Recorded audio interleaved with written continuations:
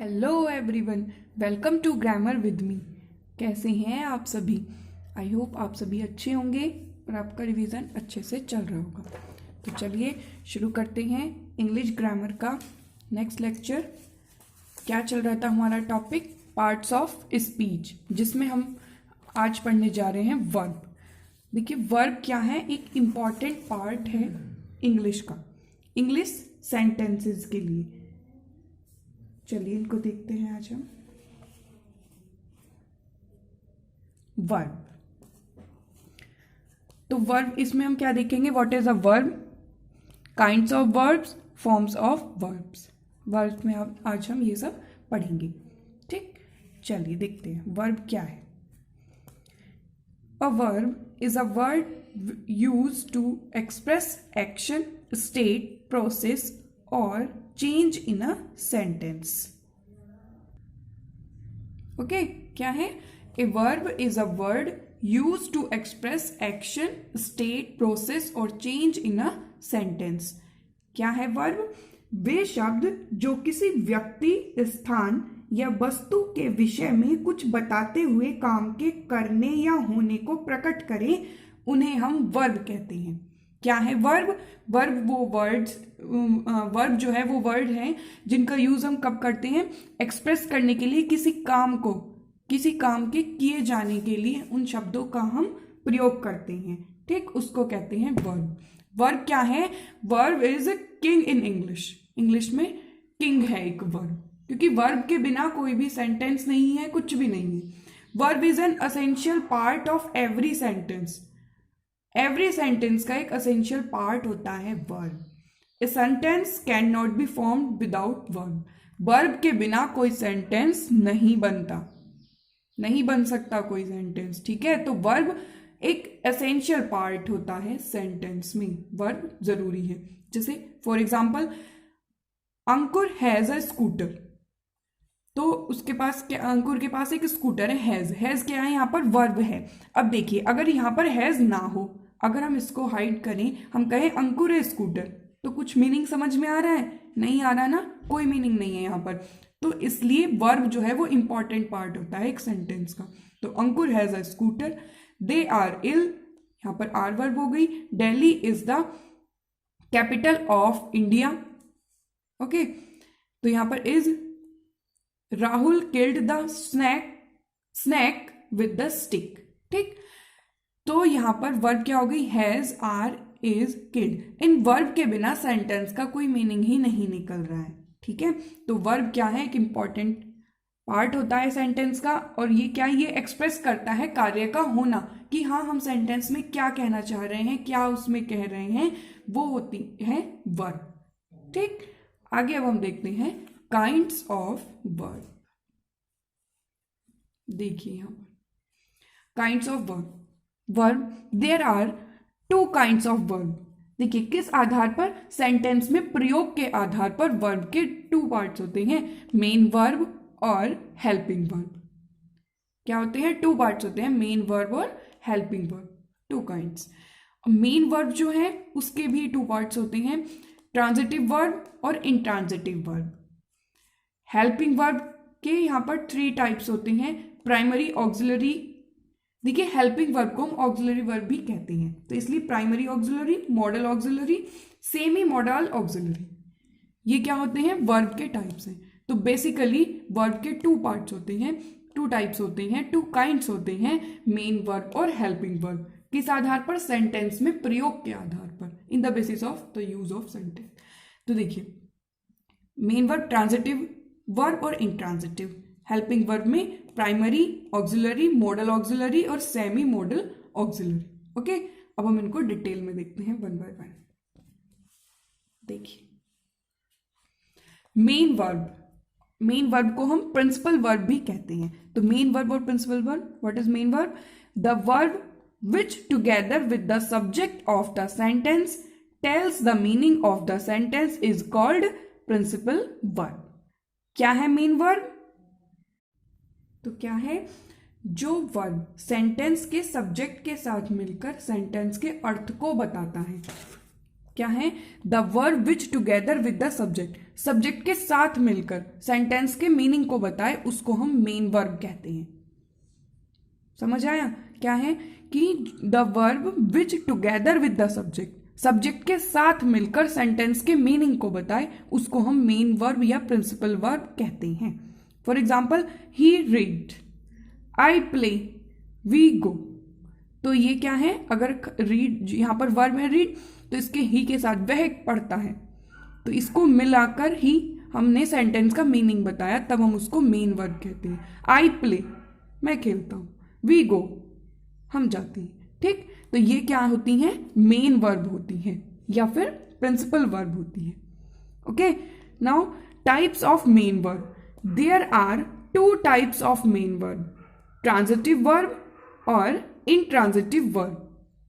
क्या होते हैं? जो मेन वर्ब होते हैं उसके 2 टाइप्स होते हैं, ट्रांजिटिव वर्ब और इंट्रांजिटिव वर्ब। ट्रांजिटिव वर्ब क्या है? चलिए देखते हैं।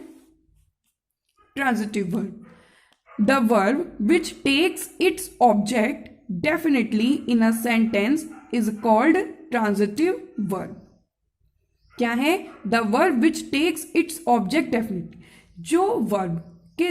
जिस वर्ब के साथ अपना ऑब्जेक्ट आए उसको हम ट्रांजिटिव वर्ब कहते हैं। For example, you allowed me to go, तो वर्ब के साथ में ऑब्जेक्ट आया मी।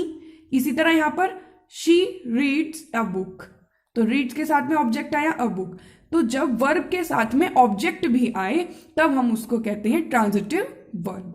Okay, intransitive verb, the verb which does not take any object after itself in a sentence is called intransitive verb.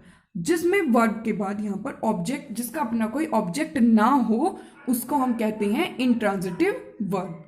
ठीक, for example, she smile, we laugh, तो कोई object नहीं है, तो जहां पर वर्ब के बाद ऑब्जेक्ट आए तो होगा ट्रांजिटिव वर्ब, और जहां पर वर्ब के बाद ऑब्जेक्ट ना आए, जिसका अपना कोई ऑब्जेक्ट ना हो, उसको कहेंगे intransitive verb.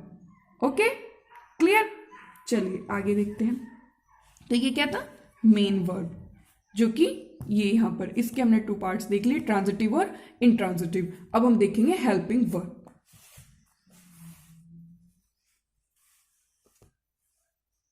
Helping verb, helping verb और ऑक्सिलरी वर्ब। हेल्पिंग वर्ब को हम ऑक्सिलरी वर्ब भी कहते हैं। What is helping verb? The verb which together with a subject and a noun or adjective makes the meaning of the sentence clear, it is called helping verb.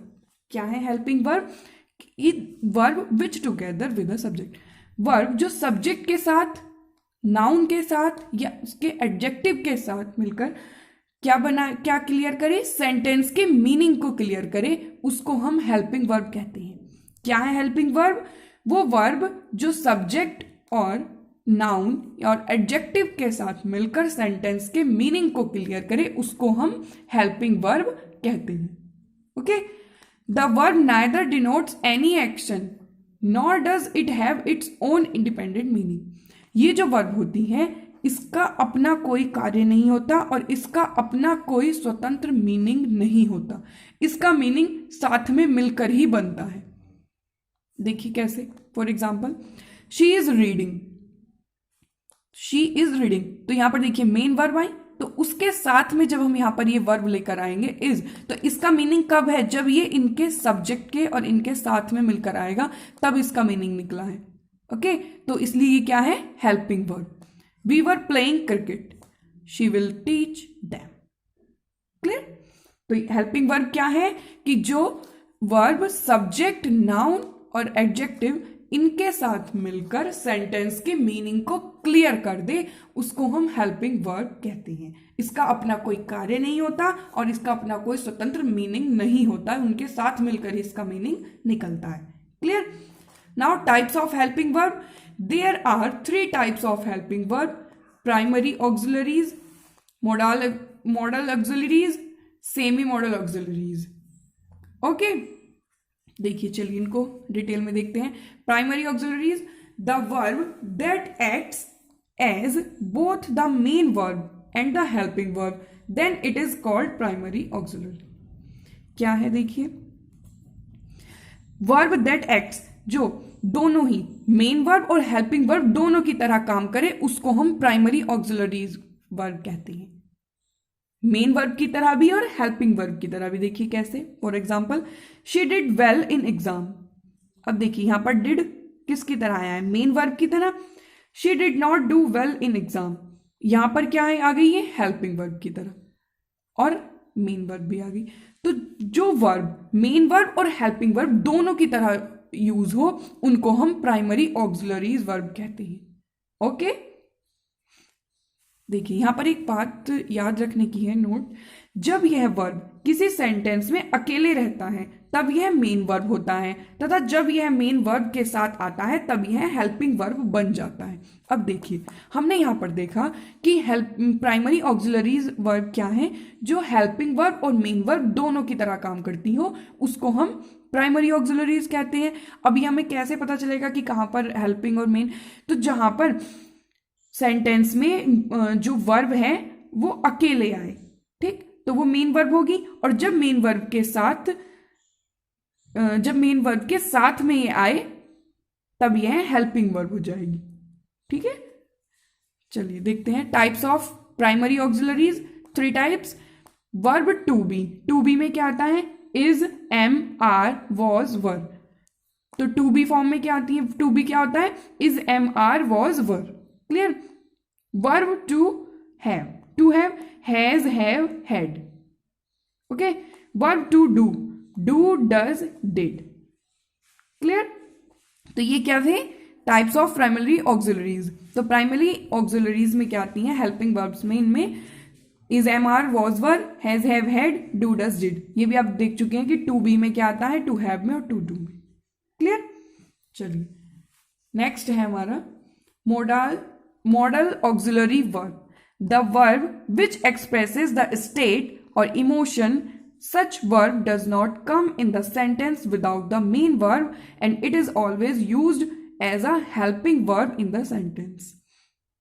देखिए model auxiliaries verb क्या है, the verb which express the state और emotion, वो verb जो क्या express करे, emotions मतलब भाव को प्रकट करे। सच और ऐसी जो वर्ब होती हैं वो सेंटेंस में विदाउट मेन वर्ब नहीं आती, मतलब मेन वर्ब के साथ में आती है हमेशा, तो उनको हम क्या कहते हैं, मॉडल ऑक्सिलरी वर्ब कहते हैं। और it is always used as a helping verb, ये हमेशा हेल्पिंग वर्ब की तरह ही यूज होती है। देखिए for example I can do it, तो यहां पर कैन क्या है, मॉडल ऑक्सिलरी वर्ब है जो कि मेन वर्ब डू के साथ में आया है। ओके। यू में, देखिए यहां पर बाय मिस्टेक ये गलती से लिखा गया था, यहां पर है मे, MAY में, you may pass this year. Okay, तो मेन वर्ब उसके साथ में ही आ गई, तो ये क्या होगी, model auxiliary verb. I can not solve this puzzle, तो यहां पर ये कैन, मे और, तो ये क्या है, मॉडल ऑक्सिलरी वर्ब है। समझ आया, क्या है कि verb which express the state, मतलब जो इमोशंस भाव को प्रकट करे और सेंटेंस में विदाउट मेन वर्ब वो नहीं आती है और हमेशा हेल्पिंग वर्ब की तरह यूज होती है, उसको हम मॉडल ऑक्सिलरी वर्ब कहते हैं। क्लियर। जो ये मॉडल ऑक्सिलरी वर्ब्स होती हैं, देखिए इनके हम देख लेते हैं इनके नंबर्स कितनी होती हैं। Number of modal auxiliaries are 13। ये मॉडल कितने होते हैं, 13 होती है मॉडल ऑक्सिलरी वर्ब। कौन कौन सी देख लेते हैं, can, could, shall, should, may, might, will, would, use to, ought to, need, dare, must. ये क्या है, मॉडल ऑक्सिलरी वर्ब है जो कि 13 होती है टोटल। क्लियर। नेक्स्ट हमारी लास्ट आता है इसका third part, semi modal auxiliaries. Semi modal auxiliaries क्या होता है, modal auxiliary verb which acts as both main verb and helping verb, then it is called semi modal auxiliary. Semi modal auxiliary क्या होता है कि जब जो मॉडल ऑक्सिलरी वर्ब होती है ना वो मेन वर्ब और हेल्पिंग वर्ब दोनों की तरह काम करती है, तब हम उसको सेमी मॉडल ऑक्सिलरी कहते हैं। कैसे, for example need, he come here daily, he need come here daily. तो यहां पर देखिए, यहां पर नीड और यहां पर, तो यहां पर नीड तो कैसे यूज हुआ है, कौन सी वर्ब की तरह कौन सी वर्ब की तरह यहाँ पर यूज हुआ है और यहाँ पर कौन सा हुआ। तो यहाँ पर as a helping verb use हो गया और यहाँ पर कौन सी वर्ब, मॉडल ऑक्सिलरी वर्ब की तरह यूज हो गया। तो इस तरह ये मॉडल ऑक्सिलरी वर्ब, दोनों ही मॉडल ऑक्सिलरी वर्ब है, लेकिन इनको हम मेन वर्ब और हेल्पिंग वर्ब दोनों की तरह यूज कर सकते हैं, तब हम वहां पर होगी सेमी मॉडल ऑक्सिलरी। क्लियर, समझ आया। देखिए, तो अब हमने इनको देखा वर्ब के तीनों ही पार्ट्स को, जो हमारी हेल्पिंग वर्ब थी उसके तीनों पार्ट्स को देखा। अब जो हमारे पास ये वर्ब आई हैं, ये जैसे मॉडल्स यहाँ पर, ये भी, इन सभी के हम एग्जाम्पल्स को देखेंगे कि हाँ हम इनका यूज कैसे कर सकते हैं, ठीक है। और हम देखेंगे कि वर्ब्स की फॉर्म्स ऑफ वर्ब वो क्या है, जो कि हम अपने नेक्स्ट लेक्चर में देखेंगे। आज आप इसको इतना ही रिवाइज करिए, इसको याद करिए, क्योंकि सारा अगर एक साथ में करेंगे तो आप भी कंफ्यूज हो जाएंगे। तो चलिए एक बार पहले इसको रिवाइज कर लेते हैं। क्या देखा था हमने, वर्ब। वर्ब क्या है? A verb is a word used to express action, state, process और change in a sentence. Clear, sentence में क्या एक्सप्रेस करती हो, कार्य को, कि सेंटेंस वाक्य में क्या कार्य हो रहा है उसको हम वर्ब कहते हैं। और जो वर्ब है ना वो किंग होता है इंग्लिश में, क्योंकि वर्ब के बिना ही सेंटेंस अधूरा है, सेंटेंस बन ही नहीं सकता, कोई मीनिंग ही नहीं हो सकता उसका। ओके, फिर हमने देखा था काइंड्स ऑफ वर्ब, जिसमें हमने पढ़ा मेन वर्ब और हेल्पिंग वर्ब। मेन वर्ब क्या है, के भी टू पार्ट्स होते हैं, ट्रांजिटिव और इंट्रांजिटिव, और हेल्पिंग वर्ब में आती है primary auxiliary, model auxiliary, semi modal auxiliary, क्योंकि आपको पता है कि हेल्पिंग वर्ब को हम ऑक्सिलरी वर्ब भी कहते हैं। क्लियर, हमने मेन वर्ब को देखा।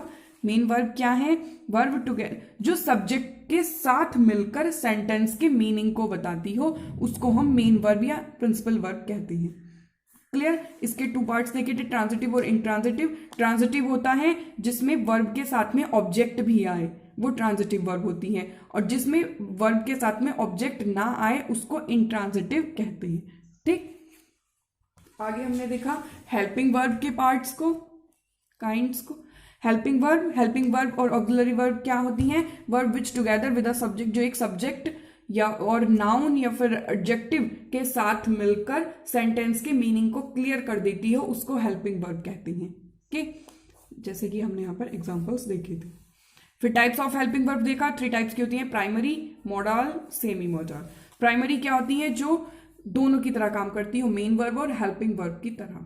ठीक, और हाँ, जब सेंटेंस में अकेले आती है वर्ब तब वह मेन वर्ब होती है, और जब यह मेन वर्ब के साथ में आती है तब ये हेल्पिंग वर्ब होती है। क्लियर, और वर्ब जो प्राइमरी ऑक्सिलरी वर्ब होती हैं वो देखिए 3 टाइप्स में होती है। वर्ब टू बी में आती है is, am, are, was verb, to have में has, have, had, to do में डू, डज, डिड। क्लियर, फिर हमने देखा था modal auxiliary verb. Modal auxiliary verb क्या है, जो कि इमोशंस को एक्सप्रेस करे, और उसमें क्या है, वो सेंटेंस में विदाउट मेन वर्ब नहीं आती और हमेशा हेल्पिंग वर्ब की तरह यूज होते हैं। और मॉडल्स की जो नंबर है देखे थे हमने, कितने होते हैं, 13 होते हैं, जिनको हमने यहाँ पर देखा था कौन कौन से। ठीक, फिर हमने देखा सेमी मॉडल ऑक्सिलरी, जो कि क्या है, वो मॉडल ऑक्सिलरी वर्ब, ये मॉडल ऑक्सिलरी वर्ब है और ये वर्ब उसकी तरह क्या था, मेन वर्ब और हेल्पिंग वर्ब दोनों की तरह यूज हो जाए तब हम उसको सेमी मॉडल ऑक्सिलरी वर्ब कहते हैं। क्लियर, इसके एग्जांपल देखिए। अब हम इनके यूज देखेंगे वर्ब्स के, और हम वर्ब की फॉर्म को देखेंगे, ठीक, नेक्स्ट लेक्चर में। ठीक है, समझ आया आपको। देखिए, ये वर्ब की नॉलेज हमें होना, वर्ब को समझना हमारे लिए बहुत जरूरी है। एग्जाम्स के लिए तो है ही, एग्जाम्स में तो ये आते ही हैं सेंटेंसेस वगैरह बनाने के लिए, लेकिन जो हमारी स्पीकिंग लैंग्वेज है, स्पीकिंग के लिए कोई भी सेंटेंस आप बोलेंगे विदाउट वर्ब के तो नहीं बोल सकते, कुछ भी आप बोलना चाहें इंग्लिश में बिना वर्ब के नहीं बोल सकते हैं, तो वर्ब की नॉलेज होनी बहुत ज़रूरी है। तो आई होप ये आपके लिए हेल्पफुल रहा होगा और आप इसको अच्छे से समझिए, फिर से रिवाइज करिए, बार बार इसको देखिए। और हाँ, अगर आपको कोई पॉइंट समझ में नहीं आता है तो आप क्या करेंगे, कमेंट सेक्शन में कमेंट कर पूछ सकते हैं। ओके, क्लियर, नेक्स्ट लेक्चर में मिलते हैं, वर्ब को कंप्लीट करते हैं। ठीक है, चलिए। हाँ, और हाँ, चैनल पर अगर आप नए हैं तो चैनल को सब्सक्राइब करना ना भूलें। Thank you.